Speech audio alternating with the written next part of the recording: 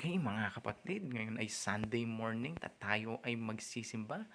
Bago ang lahat, outfit check muna tayo. Ayan o, ang aking anak. Okay, samahan niyo po kami sa aming pagsisimba, mga kapatid. Yan, ito po ang gagamitin natin, si Clicky. Pero bago tayo umalis, magpaalam muna tayo sa pinakamaganda kong asawa. Ayun, nagbibilad sila ni Baby. Ay, at dahil 1 month pala ni Baby ngayon, kakantahan siya ni Baby Zoe. Yan o. Happy 1 month, baby. Happy 1 month, happy 1 month, happy 1 month day.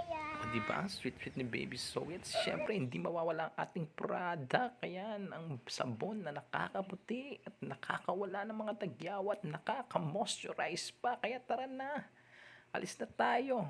Okay, ayan. Yan po ang aming daan papunta sa church. Kung papansinin niyo po, hindi po yan sementado, no? Kaya kapag humahangin ng malakas, para ka na rin nagpulbo. Free po ang powder dito. Kaya kung gusto niyo po ng powder dito, marami, kahit isang timba, pwede po kayong kumuha. Ayan po, kung makikita niyo po, pabundok po, ano, ang aming lugar. Makikita niyo po, mga side by side, puro mga puno, no? Kulay green, lahat ng nakikita mo. Ayan. Malapit na po kami sa church. Pasensya na po kayo sa aming pagbibideo dahil ang anak ko po ang nagbibideo niya na may hawak ng cellphone. Medyo magulo nga lang, oh. Ayan po, nahilo din ako sa kakabideo niya habang ginagawa ko itong voice over na to. Ayan na po, no? Ang ganda-ganda po ng view. Pakita mo muna, anak, ang view sa kanila. Dito po sa side, ayan, puro mga bundok po ang makikita natin. At dito na puro mga saging. Pwede po kayo mamitas dyan, no?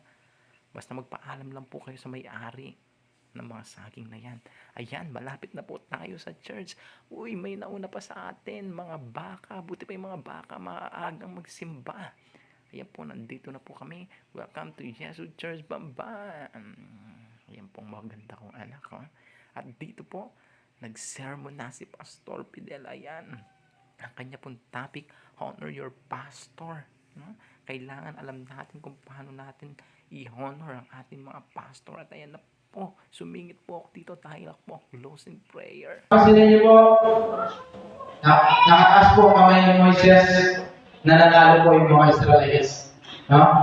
Pero kapag ka nangawit na yung kamay ni Moises, natatalo sila. No? Tandaan niyo po mga kapatid, ang pagtaas na kamay ay simbolo ng pagsuko sa Panginoon.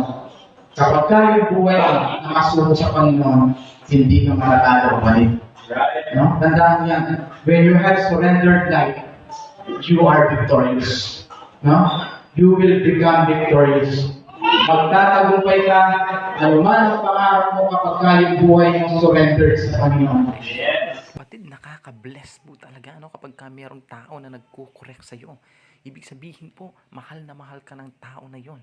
Nag-i-spend siya ng oras sa'yo para ikaw ay i-correct, para ikaw ay sabihan sa lahat ng mga pagkakamali mo na nakikita niya. O diba?